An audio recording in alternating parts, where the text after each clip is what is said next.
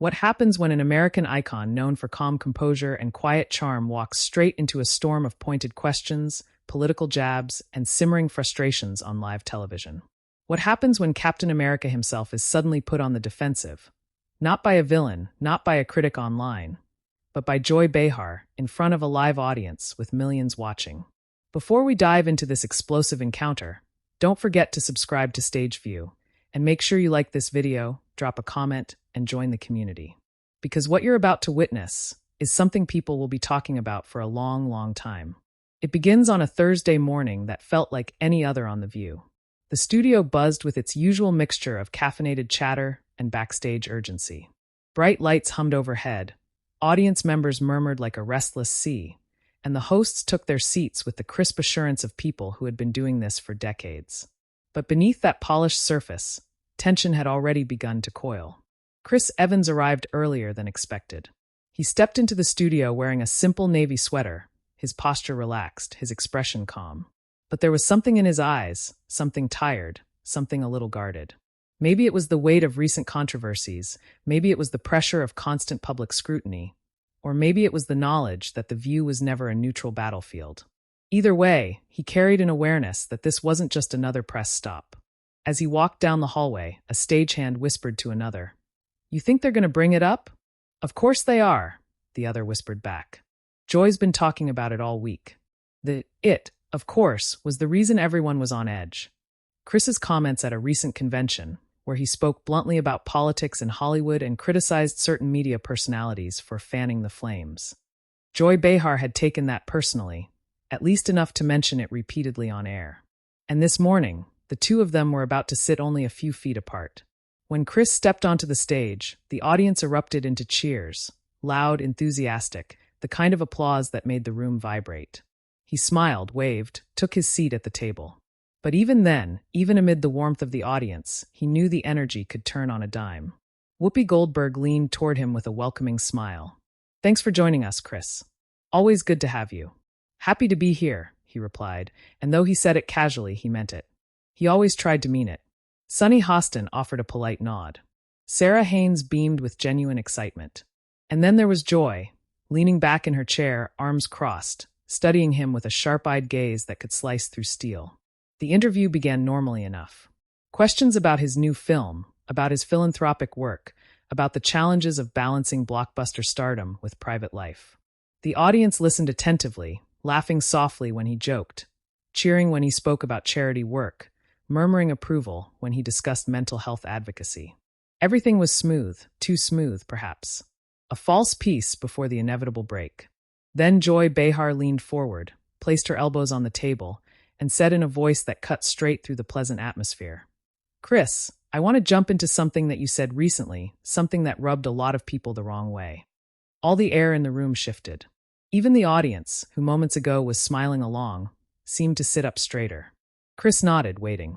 Joy continued, "You said certain media personalities, unnamed of course, were responsible for creating unnecessary outrage. Now, I can't help but wonder if you were talking about people like us." There it was, the detonation point. The audience let out a low, collective, "Oh." Even Whoopi's eyebrows lifted. Chris exhaled slowly. "Joy, I wasn't referring to anyone specifically. I wasn't calling out this show." Joy didn't blink. "But you were calling out people in our industry. People who talk about politics on a daily basis. People who, whether you want to admit it or not, shape public opinion." "Sure," he replied carefully. "But that wasn't the point I was trying to make." "So what was the point?" she asked with a pointed arch of her brow. The question wasn't aggressive in tone, but it carried a sharpness that made even Sarah shift uncomfortably in her seat. Chris leaned forward, hands clasped. "The point," he said, "was that anger sells. Outrage sells. And sometimes, the way we talk about issues makes everything feel like a battlefield. I think we all have a responsibility to be careful with that. Myself included." Joy tilted her head, unimpressed. "So you're saying we're irresponsible?" "No," he said with a firm shake of his head. "I'm saying the climate we're in is unhealthy, and everyone contributes to it. Celebrities, politicians, hosts, social media. All of it." Whoopi jumped in, her voice calm and grounding. "He's talking about the system, Joy. Not just this table." Joy didn't take her eyes off Chris. Well, I'd just like to know why these comments always come from actors who, let's be honest, don't deal with the same kind of backlash we do. That struck something. A spark lit behind Chris's eyes. Not anger, exactly, but a firmness, a heat that rose like smoke. I deal with backlash every day, he said quietly. You may not see it, but it's there. Anytime I speak, anytime I don't speak. I'm criticized no matter what I do. That's the reality of being in the spotlight. Joy shot back. Please. That's not the same as having your words dissected every morning by millions of people who tune in specifically to hear what you think. Several audience members gasped. Sunny reached for her mug as if trying to dissolve into it. Sarah bit her lip. Chris leaned back, lifted his chin slightly. I didn't come here to fight with you, Joy. That's funny, she replied, because it feels like you came here to challenge us. He let out a short breath, the kind of exhale that carried frustration, disappointment, fatigue. What I challenged, he said, was the idea that we should all keep throwing gasoline on the fire. Joy held his gaze. And what I challenged was your assumption that we're the ones doing that. A silence stretched between them, thick, taut, electric. The cameras captured every micro-expression. The tightening of Joy's jaw, the flicker of exasperation in Chris's eyes, the uncomfortable shifting from the co-hosts who, for once, didn't know how to jump in. Finally, Chris spoke again, softer this time but with unmistakable conviction. Look, I respect what you do. I respect the voice you've built. But I also believe, firmly, that we all have to take some accountability. Myself included. I say things that get misinterpreted. You say things that spark debate. That's part of the job. But it doesn't mean I can't point out the patterns I see. Joy's lips tightened. Patterns like what? Patterns like outrage becoming entertainment, he said evenly. Patterns like every disagreement turning into a fight because people expect drama. Patterns that make it harder to actually listen to each other. Joy opened her mouth to respond, but Whoopi gently lifted a hand. Let him finish. Chris continued, his voice steady. When I spoke at that convention, I wasn't attacking you. I was talking about a cycle, one that we all feed into without realizing it. And honestly, I'm tired of it. I think a lot of people are.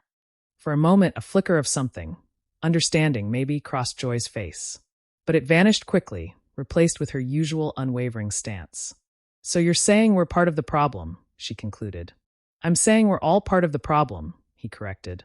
And the only way we fix anything is together. The audience applauded gently, hesitant at first, then growing louder. But Joy didn't clap. Instead, she leaned forward again, voice low, measured, dangerous in its calm. Chris, you can paint it however you want. But when you make sweeping statements about media personalities, when you imply that we're responsible for fanning the flames, you should expect us to respond. And you should expect us to push back. And I'm okay with that, he replied. I'm here, aren't I? I showed up to have the conversation. That line, simple, honest, sparked a stir in the audience. Someone cheered. Someone else shouted, "Let him talk." The energy in the room had shifted again, rising like an approaching storm. The stage lights seemed hotter, the air heavier. Chris looked at Joy, not with anger, but with something deeper. A plea for understanding. A plea to end the cycle he was talking about. But Joy wasn't ready to let go. Well then, she said, let's have the conversation. The moment Joy said those words, well then, let's have the conversation, a strange hush fell over the studio. It wasn't silence. It was anticipation. A thick, vibrating tension that settled into the cracks of every chair, every light, every breath in the room. It was the kind of tension that could make a live broadcast feel like a fault line about to rupture. Chris shifted in his seat. Not defensively, just grounding himself, like a man preparing to navigate an unexpected storm. Joy leaned forward with an expression that was half challenge, half invitation. Because here's what I want to understand, she began, her tone measured but edged with steel. How do actors, people who live in a bubble of yes men and fans, feel qualified to tell the rest of us about the cycle of outrage? Isn't that a little rich? The audience reacted instantly. Some gasped, others murmured. One or two even clapped as if they'd been waiting for that punch. Chris's jaw tightened. He inhaled slowly, controlling the impulse to react too quickly. Joy, with respect, he said evenly. You're assuming a lot about my life. And about me. I'm assuming, she replied, that you don't live in the same reality as the people you're criticizing. Sarah Haynes shifted forward, clearly uneasy. Joy. But Joy held up a hand, stopping her. This wasn't a panel discussion anymore. This was personal. Let me explain something, Chris said, his voice stronger now. I grew up in a very normal household.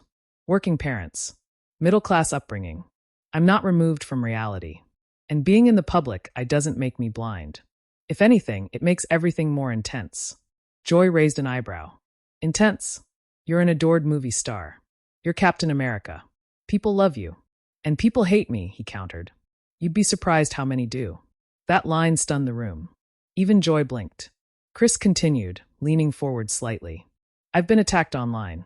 I've been harassed. I've had my family dragged into things. Every political comment I make gets twisted into something it's not.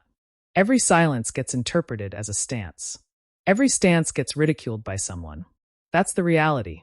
Sonny stepped in carefully. Chris, what you're describing is real. But the difference is, when we speak, we're doing it every day. For years. Live. Without scripts. Without edits. And I respect that, he said, nodding at her. Honestly, I do. But my point is, none of us are immune to backlash. Joy folded her arms, unimpressed. Backlash comes with influence. That's not new. No, he agreed. It's not. But the way we handle it is what matters. The audience quietly murmured its agreement. But Joy wasn't done. Not even close. So tell me this, she said, locking eyes with him. Why didn't you just say what you meant? Why speak vaguely at that convention? Why imply?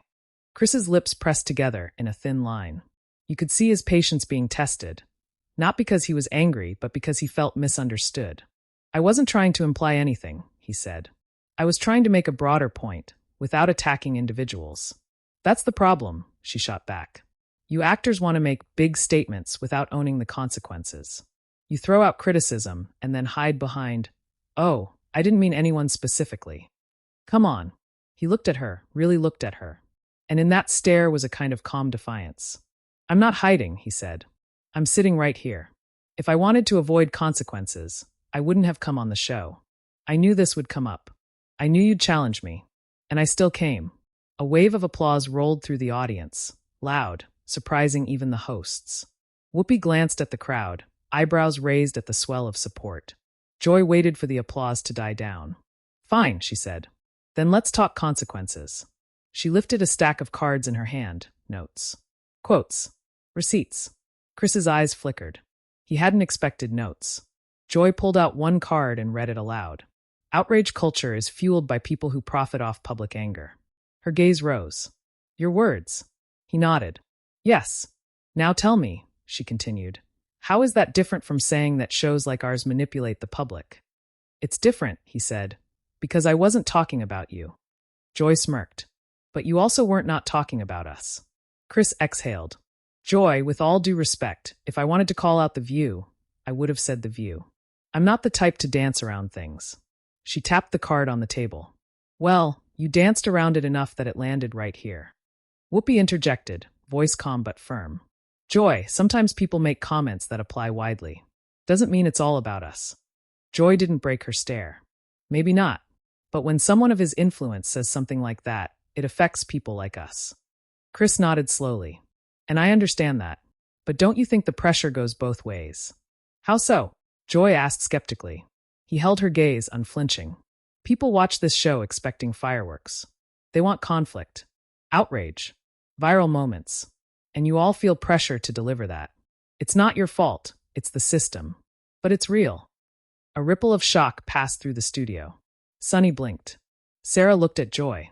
Whoopi pressed her lips together thoughtfully. And Joy leaned back as if absorbing a blow. That's what you think we do? She asked quietly. Chris shook his head. I think you do your jobs. And you do them well. But the system you're in, the system we're all in, thrives on heightened emotions. That's what I was talking about. Joy's jaw tightened. So we're puppets of the system? We're all puppets of the system, he replied. Me. You. Everyone on social media. Everyone who clicks on a headline. It's not a personal attack. It's an observation. A heavy silence fell. Even the audience hesitated to react, unsure whose side to take or what emotion the moment demanded. Then Joy leaned forward again, but this time her voice was softer. Controlled. Dangerous in its restraint. You know, Chris, I've been in this industry a long time. I've seen people come and go. I've seen actors talk big about unity, about discourse, about responsibility. But when push comes to shove, when they're challenged, they crumble. They get defensive. They blame the media. They blame politics. They blame everyone but themselves. He listened, not interrupting, not flinching. Joy lowered her voice even more. So tell me, are you any different? Chris didn't answer right away. He let the question sit, letting the weight of it settle around them. And when he finally spoke, his voice was low but unshakable. I'm trying to be, he said. That simple sentence struck a chord, not just with the audience, but with Joy herself. For a fraction of a second, something in her expression softened. Something human. But before the moment could settle, Sarah leaned forward urgently, sensing that the emotional stakes had reached a critical point. Joy. Chris, can I say something? She asked quietly. Joy gestured for her to continue. Sarah turned to Chris. I don't think you're wrong about outrage culture. I also don't think Joy is wrong about the responsibility that comes with influence.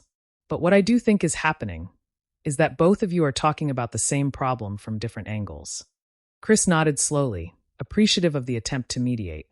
But, Sarah continued, this show isn't built on outrage. It's built on debate, on conversation, sometimes messy conversation. And when you make a broad critique, people assume it's aimed at the biggest platforms. That's why Joy feels targeted. Chris took a moment before responding. I hear you. And honestly, I didn't consider that context. That's on me. But it wasn't my intention to target you. Joy remained silent, studying him. Chris spoke directly to her. I wasn't attacking you. I wasn't attacking the show. I was frustrated. I was talking about the whole ecosystem we're all stuck in. I'm sorry if it felt personal. The audience murmured, a soft, collective exhale. It wasn't an apology of guilt. It was an apology of empathy. Joy looked at him, searching his face for sincerity. And maybe she found it. Maybe not. But her voice, when she finally spoke, was quieter. Well, I appreciate the clarification, she said. But you need to understand that when you speak, people listen. And when you criticize the system, we're part of it. Whether you meant to or not, your words hit us. I get that, he said. And I'll be more mindful. A beat passed. Then Joy added, but I'm not going to stop calling it out when it happens. Chris allowed a faint smile. I wouldn't expect you to. The audience laughed nervously. The tension hadn't disappeared. It had simply changed form, softened, become something else. Not resolved, but shifted.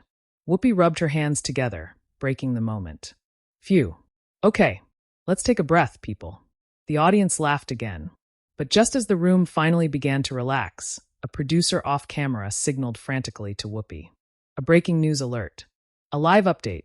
Something dramatic enough that producers wanted it addressed now. Whoopi glanced down at the note handed to her. Her eyes widened slightly. Oh no. Everybody, she said. It looks like Chris's comments from earlier, during this show, are already trending online. Chris stiffened. Joy looked sharply toward the cameras. The audience gasped. The battle wasn't over. It was only beginning. The studio froze. Not literally, but the energy, the atmosphere, the pulse of the room turned brittle and electric the moment Whoopi read the breaking update. You could practically feel the collective attention of the world shifting toward that broadcast, like a million unseen eyes turning in unison. Chris leaned back, shoulders tensed. Joy adjusted her posture, folding her arms slowly, as if bracing herself for the wave she already knew was about to hit. Sarah whispered something under her breath. Sunny set her mug down with a soft, worried clink. Whoopi held the thin card the producer had given her, her eyes moving across the words with a mix of disbelief and inevitability. It says, she began, Chris Evans is trending nationwide, number 2 in the country, after remarks he made just now about outrage and media systems. The audience reacted in a rippling wave, some gasps, some whistles, a few muttered expletives quickly swallowed by the noise. Chris blinked, jaw tightening. Already? Sunny frowned. That's fast. Even for Twitter. Oh, it's not just Twitter, Whoopi added. It's TikTok, Instagram, you name it. The camera's red light glowed like a warning siren. They were still live. Everything unfolding was being broadcast in real time. Joy leaned in. Not hostile this time, but sharp, alert, like a seasoned fighter who recognized the beginning of a new round. What exactly is trending? She asked. Whoopi skimmed the card. People are reacting to Chris saying, outrage is entertainment, and that shows feel pressure to deliver conflict. The room tensed again. Sarah pressed a hand to her chest. Oh no, That's going to get taken out of context. Already is, Whoopi sighed. Hashtags popping up. Hashtag Chris versus Joy. Hashtag Evans on the View. And, wow, someone clipped part of the debate and posted it. Which part? Chris asked, his voice low, steady, but edged with dread. Whoopi hesitated. The part where Joy asked if actors live in a bubble, and your response about dealing with backlash. Joy winced. Oh, that one's going to get twisted. It already is, Whoopi replied. Chris exhaled heavily, running a hand through his hair. This is exactly the kind of thing I was talking about. The audience murmured in agreement, some softly, some loudly. Joy tapped her fingers on the table, thinking, calculating. But there was no malice in her expression now, only recognition. She had been here before. Many times. She knew better than anyone how fast a moment could explode online. Chris, she said, voice calmer than earlier. This is the world now. You say something, people clip it, twist it, own it. That's why I push back so hard sometimes. Because once a narrative forms, she snapped her fingers. You're done. He nodded slowly. I get that, but I can't control how people spin it. No, she said, but you can be prepared for it. A sudden murmur rose from the audience, restless, anxious. Because another producer approached Whoopi with yet another card. Another update. Whoopi's eyes widened even more than before. Okay, now we're trending number 1. And, holy, people are demanding a statement from Chris's publicist. Chris let out a short, incredulous breath. My publicist? I'm literally sitting right here talking about it in real time. Joy shook her head. That doesn't matter. They want the official narrative. And until they get it, there's a vacuum. And you know what happens in a vacuum? People fill it with whatever they want, Chris finished for her. Exactly. A strange, fragile silence settled over the table. It wasn't hostile now. It wasn't aggressive. It was the kind of silence shared by people who suddenly realized they were all standing inside the same storm. Sonny leaned forward gently. Chris, if you want to clarify your comments, now might be the time. He thought about that. Really thought about it. His eyes drifted downward. His fingers tapped nervously against the table. He inhaled through his nose slowly. I don't want to sound defensive, he said finally. I don't want to look like I'm backtracking. Joy's voice softened. Clarifying isn't backtracking. It's survival. He met her gaze. There was something in her eyes now, respect. Unexpected. Earnest. Hard one. Whoopi nodded. Just say what you meant. The truth. Let people hear your full thought instead of a 10-second clip. Chris straightened. The studio lights reflected off his face, highlighting the mix of frustration and determination carving new lines into his expression. He turned slightly toward the camera and began. Look, I want to be very clear, he said, voice firm but calm. I respect the media. I respect talk shows like this one.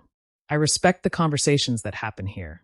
What I said earlier wasn't about attacking individuals. It was about the environment we're all navigating. The audience listened closely, silent, attentive. We're in a time, he continued, where nuance gets lost, where people react before they understand, where everything turns into a fight. I'm tired of that. I'm tired of seeing people tear each other apart for entertainment.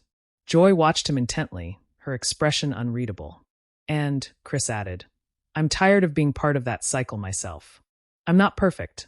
I get emotional. I speak too broadly sometimes. But I want to move toward honesty, not hostility. A small applause rose from the crowd. Joy raised a hand to pause the audience. Let him finish. Chris looked around at the hosts. This show, The View, has strong voices. Loud voices. Important voices. And yeah, sometimes controversial voices. But that's not a bad thing. Debate isn't bad. Passion isn't bad. What I'm calling out isn't you. It's the larger culture that twists every disagreement into a battle. Joy nodded slowly. Very slowly. Sarah exhaled. Sonny smiled softly. Whoopi leaned back, satisfied. Well, that's a pretty damn good clarification. Joy finally spoke. Thank you. It wasn't sarcastic. It wasn't grudging. It was genuine. Chris nodded respectfully. But the moment of calm didn't last long. Because suddenly, a voice rang out from the audience. A single voice. Loud. Emotional. Raw. Joy was right to call you out. The audience gasped. The hosts froze. Chris looked stunned. Joy blinked, startled. And then, from the opposite side, another voice shouted back. Let him talk. He made his point. Now murmurs erupted. People turned in their seats. Two people in the front row stood up, arguing. The atmosphere shifted from tense to volatile. Security moved discreetly toward the aisles, sensing the swell of conflict. The live broadcast teetered on chaos. Whoopi held up her hands. Hold on, enough. But the audience was now a living, breathing wave of emotion. Half defending Joy, half defending Chris, all swept up in the moment. Someone yelled, "He apologized." Someone else yelled, "He shouldn't have had to." A third person shouted, "Joy wasn't wrong." The sound rose like a storm tide. Joy stood abruptly. "Hey, everyone calm down." Her voice cut through the noise like a blade. The crowd slowly settled, murmuring, breathing hard, adrenaline still crackling in the air. Joy turned to Chris. "Look what you started," she said, but there was a faint smile on her lips. A teasing one. A human one. He chuckled weakly. "Guess I have powers I didn't know about." That earned some laughter, even from the audience. But the unrest hadn't fully dissipated. People were still whispering. Phones were still out. Clips were still being uploaded in real time. And just when the tension seemed to settle into something manageable, another producer approached. Another card. Another breaking update. Whoopi stared at it, her expression shifting from surprised to stunned to almost disbelieving. "Oh boy," she said under her breath. "Chris." He swallowed hard. "What now?" Whoopi read aloud. "Breaking. Major media outlets are now publishing headlines about the clash between Chris Evans and Joy Behar on The View. Several channels are labeling it the Captain America confrontation. News panels are discussing it live." Joy pinched the bridge of her nose. "Oh God." Chris closed his eyes for a moment. Not dramatically, just the quiet, defeated motion of someone realizing a narrative had already spiraled out of their hands. Whoopi continued. "Social media is split. Some people are calling Joy fearless. Others say Chris handled himself with class. And some are saying the entire discussion reflects a deeper problem with modern discourse." Sonny leaned in. "Chris, are you okay?" He opened his eyes. And despite everything, despite the tension, the misunderstanding, the trending hashtags, the swirling public reactions, he nodded. "I'm okay," he said softly. "It's messy, but maybe this is the conversation we needed to have." Joy studied him for a long moment. Then she nodded. "Maybe it is." Sarah exhaled in relief. Whoopi sat back. Sonny offered a warm, encouraging smile. But the moment wasn't over. Because the world outside the studio was reacting. Fast, chaotically, intensely. And when the cameras cut to commercial a minute later, the real fallout was only beginning. The studio of The View had never truly recovered from that morning. Even after Jason walked out and the segment cut to commercial, the audience sat frozen in their chairs, whispering among themselves as though waking from a collective dream. Producers flooded the stage. Whoopi kept her eyes locked on the floor, and the cameras were quickly lowered as the countdown to chaos continued behind the scenes. Hours later, the internet had already exploded. Memes, reaction channels, think pieces, and shock edits surfaced like wildfire. But none of them came close to what was unfolding privately inside the corridors of the network. A confrontation unlike any that had preceded it, one that would redefine the public image of everyone involved. Whoopi Goldberg sat alone in her dressing room. The lights dimmed low enough that her reflection was little more than a faint silhouette. Her glasses rested on the table in front of her. One lens cracked from when she slammed them down earlier. It wasn't that she was angry at Jason. No, she understood his fury well enough. She was angry at everything else. The pressure, the production notes, the silent expectations of a show that had long stopped being simple conversation and had transformed into something more dangerous, an arena. A soft knock on her door broke her thoughts. "Whoopi, it's Sonny," came a gentle voice. "Come in." Sonny Hostin pushed the door open, her expression strained with concern and hesitation. She closed the door behind her and sat beside her co-host, who still kept her gaze fixed ahead. "You know everyone's panicking out there," Sonny said. "I'm aware," Whoopi replied quietly. "And the network wants us to release a statement. They want you to lead it." Whoopi let out a bitter, humorless laugh. "Of course they do. Well, they're worried. Jason's team is furious. Social media is, well, it's social media. They're saying this will follow us for years. Some are calling it the worst on-air meltdown the show has ever had." Whoopi didn't respond.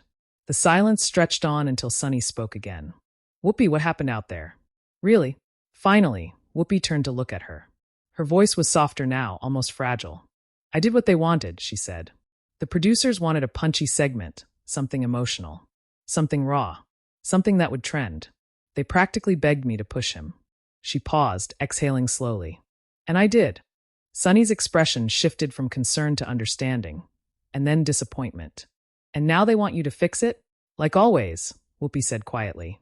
Sunny reached out, placing a hand on her arm. Then maybe you shouldn't. Whoopi raised her eyes. What do you mean? I mean, maybe it's time you stop carrying this entire show on your back. If they want theatrics, let them take the blame for once. But Whoopi shook her head. No, I can't let Jason walk away thinking I was targeting him. And I can't let the world think all of that came from me. He deserves better. He deserves clarity. Sunny nodded slowly. Then talk to him. Believe me, I plan to. Across the city, Jason sat in the back of a black SUV, staring at his phone as notifications poured in like rapid-fire blows. His publicist sat beside him, scrolling with equal speed. That was explosive, she muttered. The clip is everywhere. You're trending #1 globally. Half the people think you were justified. The other half think you overreacted. Jason shut his eyes and leaned back against the seat. I wasn't trying to create a moment. I just snapped. I know, she replied. But we need to get ahead of this. The network's already contacted us. They want to set up a meeting. Jason opened his eyes. Tonight. Now. Jason clenched his jaw. Fine. Let's go. Night fell over Manhattan like a heavy curtain, and by the time Jason stepped into the private conference room at the network's headquarters, the tension was palpable. Executives lined the table, their suits crisp, their expressions tight. Papers, tablets, and contracts sat in neat stacks before them, ready for damage control. But Jason only cared about one person. Whoopi entered moments later, wearing a long black coat, her expression as composed as it was unreadable. When her eyes met his, the room seemed to fall into a thick, suspended silence. The executives began speaking immediately. We want to thank both of you for coming. We'd like to mediate a formal apology. We hope to avoid further escalation. We believe a joint statement is the most effective. Jason finally raised a hand, silencing the room with a single motion. Can we have a moment alone? He asked. The executives exchanged uncertain glances. Just 5 minutes, Whoopi added. Please. Reluctantly, the group began to file out, leaving Jason and Whoopi alone in the quiet, dimly lit room. They stared at one another for a long moment. Then Whoopi took a slow breath. Jason, I owe you an apology. Jason shook his head immediately. You don't? Yes, she insisted. I do. What happened out there wasn't fair to you. It wasn't honest. It wasn't my intention to push you like that. Jason exhaled, rubbing his temples. I didn't come there expecting a fight. I came there to talk. And then everything just spiraled. Whoopi nodded.